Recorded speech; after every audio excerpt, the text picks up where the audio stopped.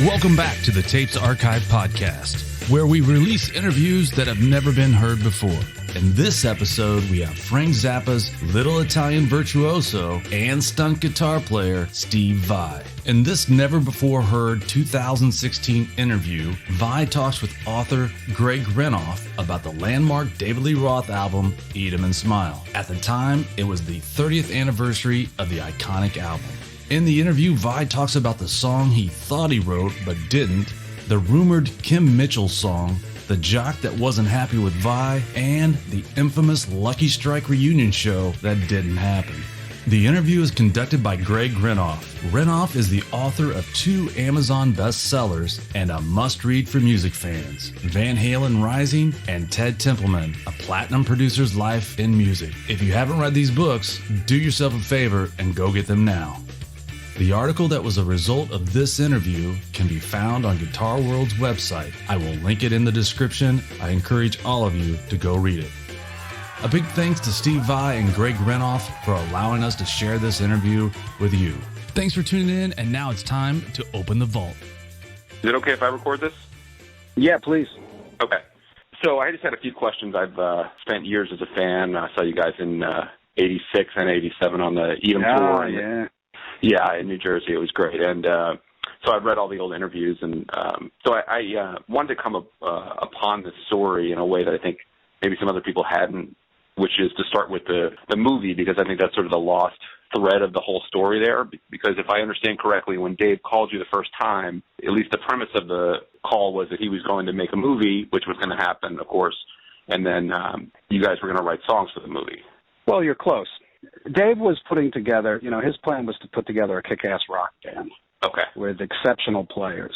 The movie was something that him and Pete Angelus were working on, and we were going to incorporate whatever music we were writing for the record into the movie. And it got pretty deep. At one point, we were actually looking at scripts, and they were, sort of preparing the whole media campaign with their the videos that they did as the Picasso brothers and all that stuff. But I was so young and just so bewildered by everything, and everything was just interesting and exciting and wild, I was ready to do anything. And we had a lot of fun preparing for the movie. We actually got together with, I think it was Tony Basil, was it the woman? Yeah. And started working out choreography for the songs. It was going to be really great. And then, personally, I never knew what happened. I think there was some kind of something between Dave's production team and the movie studios where they either put it on the shelf or they, killed it. I'm not sure, but next thing I knew, it wasn't on the table anymore.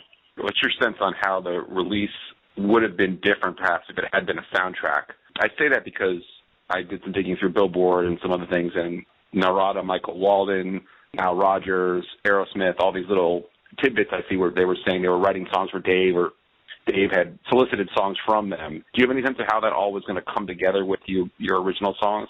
No, because I never heard that.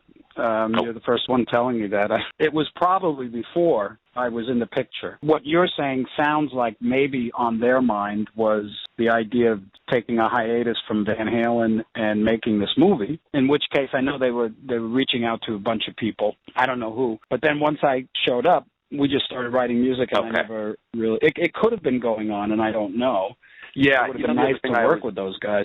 Yeah, the other thing I always thought maybe they were just thinking that, like in a movie, you have to have obviously quite a bit of music for if it's going to be a rock musical, and maybe they were thinking like Nile Rodgers was going to do he said in the quote in Billboard a big band jazz score. So maybe they were thinking of little parts that were going to be filled in by this music from other guys. But yeah, it's interesting to hear you that sort of once you guys got rolling, it was sort of that was all beside the point. It would make sense to me that some of the scenes might have incorporated big band stuff, especially since, Dave had songs like That's Life and Just a Gigolo, and Nile would have been perfect for all that. The other thing, of course, is the Lost Kids in Action song, which it sounds like, again, it was going to be, Kim Mitchell was initially contacted by Dave to supply music before you got in the band by Billy. Billy had basically put Dave onto Kim, and then you guys got down to the fact where you actually recorded Kids in Action. What do you remember about that tune and the whole way that song had turned out? Well, when we had gotten into the basement and started jamming and writing and playing, it was a very open, free, creative environment. in that the thing that made most sense is reach out to everybody. Before I got in the band, I know Dave was talking to some other guitar players. I think Kim could have been one of them. I know Steve Stevens was one of them, was already tied up with the Billy Idol thing.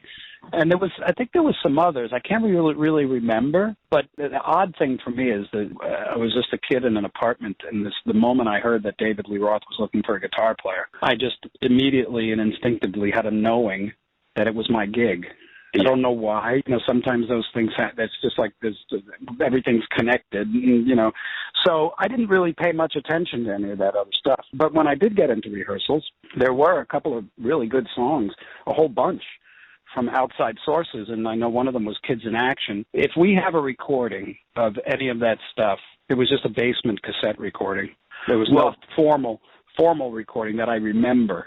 Yeah, there's I'll send you actually. So I got in touch with Jeff Hendrickson, and it looks like when you guys went into Fantasy, you guys did cut Kids in Action from what Jeff has, track sheets.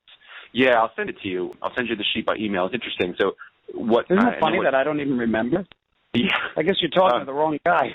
No, you're telling me this is great. I mean, this is why I talked to all these people. And so Jeff Bova added keyboards at Power Station at the very end. And then what Jeff remembers and what Ted told me was that it kind of came down to Kids in Action and Tobacco Road. And for whatever reason, I don't know why, Tobacco Road was chosen over Kids in Action. But it was finished from what I'm able to tell. I'll send I'd love to hear it. I'd love to hear it because I don't remember recording it. But I'm not very good at stuff like that. I mean, I write a lot of music.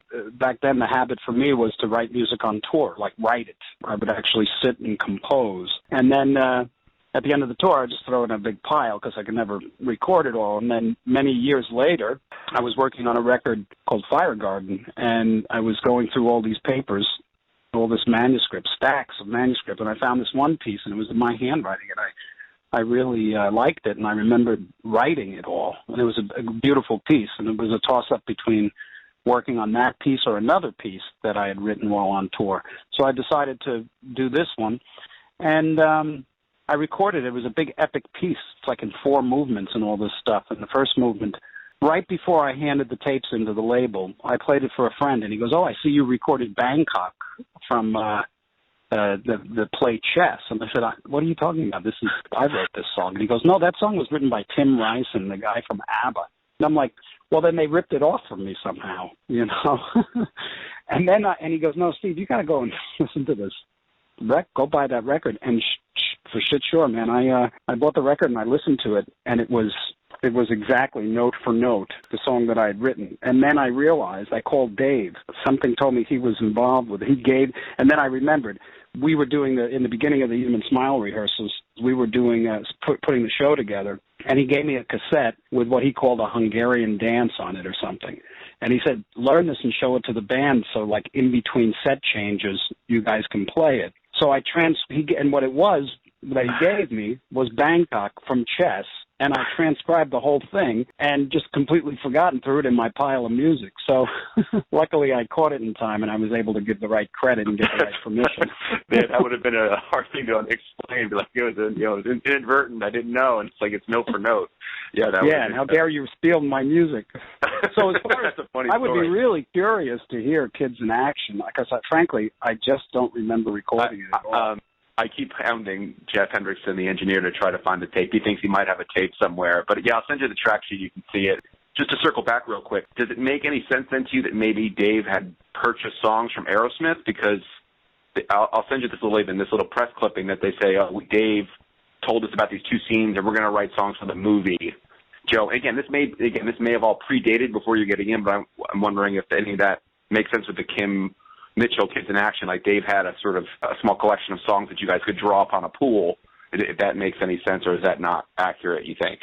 Well, I know Dave had some songs from the past that he really liked, and I know Kids in Action was one of them, and I believe he used to refer to that song as Snake Killer, because it was, the snare was being hit so hard it looked like somebody was trying to kill a snake. But there was other songs, too, and Snake Killer could have been another song. But he had some songs, but I don't recall any of them being written by Aerosmith. Okay. Or those guys. So I don't. Okay. That would have been on my radar for sure.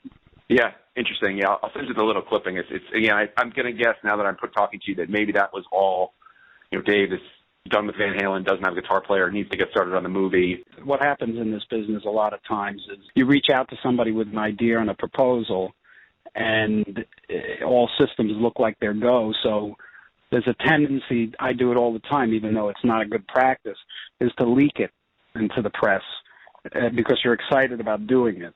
Yeah. And you're talking, people always say, what are you doing these days? And it's almost impossible to resist saying, I'm writing something with Dave Roth. At the time, there was a lot of eyes on the band. That might have happened where they talked about it, but they never actually did it. Right. Yeah. But why are you going to interview Dave for all this? Well, Dave's a little hard to reach. I wrote this book about the early days of Van Halen Rising, and I would hope That's a fucking incredible book. Oh, thanks, man. It's really great of you to say. Honestly, I'm just so flattered. It's the best one. Well, as far as my hope was to try to talk to Dave after I talked to all you guys to say, look, but he's a little bit challenging for the average folk to reach, and so he's just come back online. He sort of had gone black over the last year. He'd like gone offline, no social media, nothing, and so I'm going to try to get a message to him, but we'll see if that can. Yeah. That would happen. I have a hard time getting a hold of him too sometimes because he's an enigma. He does his own thing. Well, he's always busy and he's always being productive and he doesn't waste time. You'll talk to him and he'll say, "Yeah, I moved to New York for a year and I became a Class A medic, paramedic, and you're like, "Of course you did, because that's what you do. That's the kind of thing that Dave would do. I have pictures of him that he showed me. Pulling. He was in the water in the Amazon pulling a boat because they couldn't get the boat through the weeds. The guy's intense, man. I can't tell you what I learned from him. So the article is going to conclude basically with the Lucky Strike thing, but it's going to wrap up with the end of the first tour, the one with Billy. What's your memories? Your kind of, now you look back on that. You said you were young and it was obviously your first huge rock gig. What was your experience with that? Well, sometimes you don't realize everything that's going on around you when you're in it. So when I first met Dave, it was at his office. And then the next time was in his basement. And we were sequestered in the basement for many, many months, writing and playing and writing and playing. And Dave is a master at press, too. And he had, we were sequestered. I didn't know what was going on in the outside world. You got to remember, I was just so young, but it was exciting. The thing that was so exciting to me was the rawness of the music, the intensity of the attitude of what we were going to try to accomplish or what we were aiming on accomplishing. Having Billy as my brother in that band and what we did together, and it was the perfect time. It was like the timing couldn't have been more perfect. All the elements came together. The trends at that time were, as you know, in the 80s, you could wear anything you wanted, and boy, did we ever. You put on the biggest stage show. I think, the amount of light cams that we had on the stage is in the Guinness Book of World Records. And we played our ass off, and Dave gave us ultimate freedom, infinite freedom on the stage, basically, to do whatever we wanted. And it was just amazing to be on that tour. When I got out on that tour, the thing that, when it really all came home, there was several moments. One was when the record came out, and I just started hearing it on the radio. I started hearing it. As a matter of fact, I was the day after it came out, I was walking out of the gym, and I just walked into the parking lot, and I got in this guy's way, and kind of like a jock kind of a guy, and he rolls down his window, and he's screaming at me, "Get the fuck out of the way," whatever he's saying, and he's just, as he's jamming to the music in his car, and he's listening to Elephant Gun. And I'm looking at him, and he's yelling at me, and he's, hello? Yeah, no. Yeah, hold on 1 second, okay? Yeah, hold on. Yeah. Hello? Yeah. Hi, sorry. That was Zach Wild. Was it Zach Wild? Yeah, we're doing a tour together, so. Oh, yeah, cool, yeah. Yeah. So I was. I'm just laughing at your ass kicked your own music. It's like it's a soundtrack. I know, and the guy. I'm looking at the guy, and he's yelling at me with this, freaked out look on his face while his head is bobbing to my guitar. That was hilarious. And then the second awakening basically was the first show when we arrived at the hotel, and the hotel was completely festooned with fans and they had to create have like barriers to get into the hotel, and then the party. But being on the stage that first night in Huntsville, Alabama, it was a shock because you're now a rock star performer, and you got to deliver.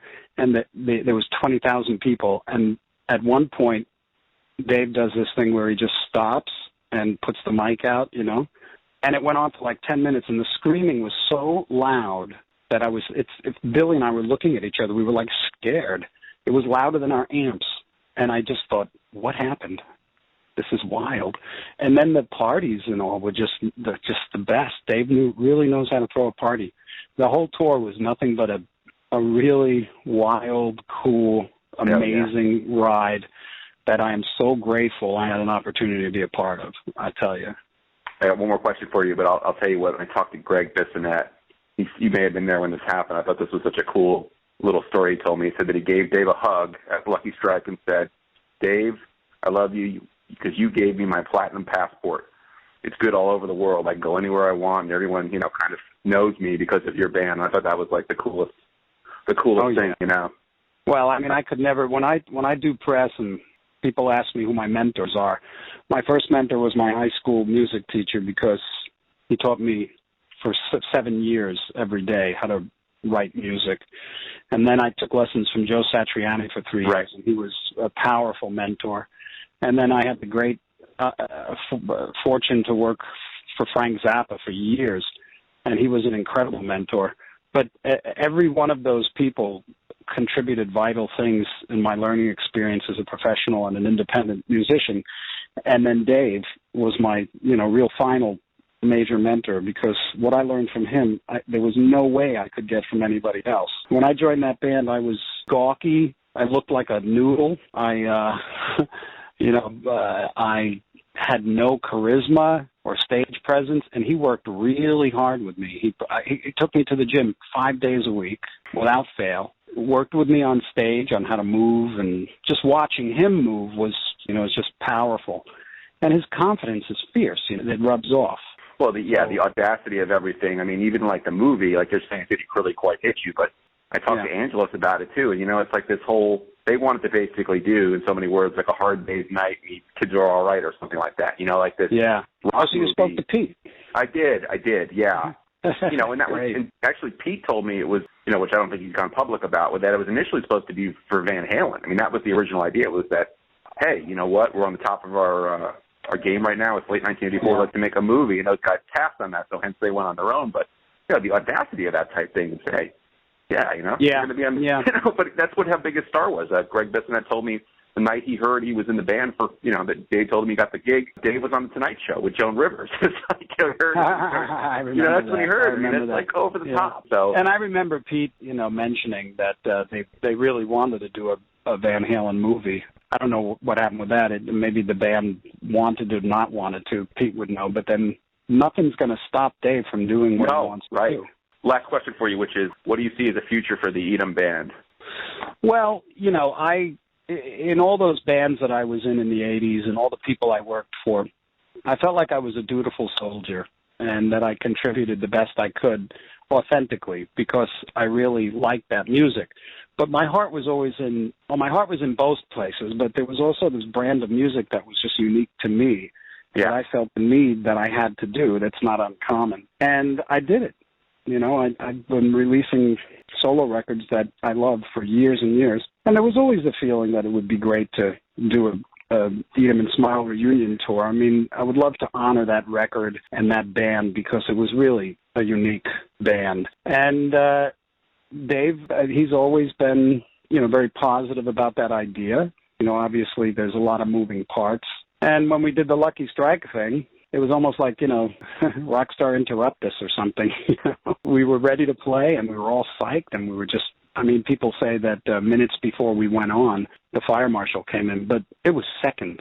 I was standing with in back of the curtain, just with the hot guitar in my hands, and I was ready to start. We were psyched. When I was told we couldn't play, I did everything I could to get us to play, and we just couldn't. And I thought, we have to do something. This is too much cool energy to, you know. Yeah. And, you know, we had a little chat about it afterwards, and Dave was just very, very receptive to anything that we'd want to do that would work out. Because, like I said, there's a lot of moving parts. I mean, I'm on tour until mid 2017, and Greg is always with Ringo. Everybody has things, but we definitely put it out there that this is something we would like to do. Would it be an album and that kind of stuff? I don't know. I wouldn't want to get that deep into it yet, but the idea of a legacy honoring of the Eat 'Em and Smile album and band, well, it's its 30th anniversary, and also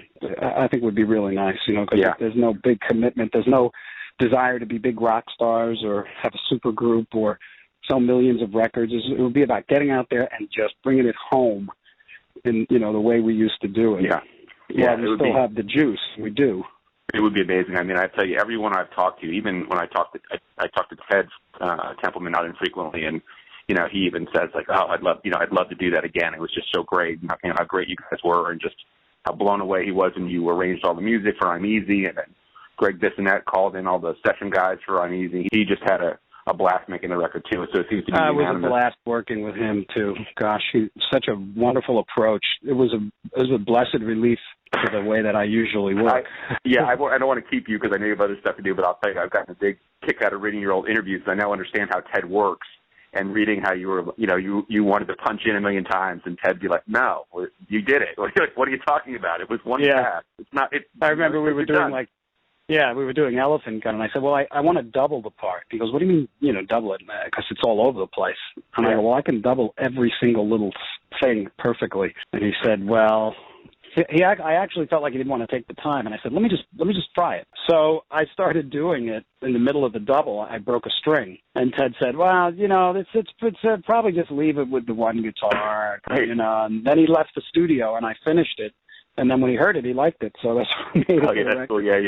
Yeah, Ted always told me he wore two hats. He was the VP of by that point he was a record company VP. I'm sure he was thinking like budget. I don't know that, but Mike's I wonder if he's like, shit, we're spending so much money here. It's done. It's good. Let's go, So, Steve, listen, it was a real thrill to talk to you, and thank you so much for taking the time. And if you need anything, let me know, because I really like the way you write. There's an equilibrium there, and you do your research really well, and you're concerned about facts. And anybody that you're going to write a book about, I think, is fortunate because it's a good document for their cachet. So anything I can do for you, let me know.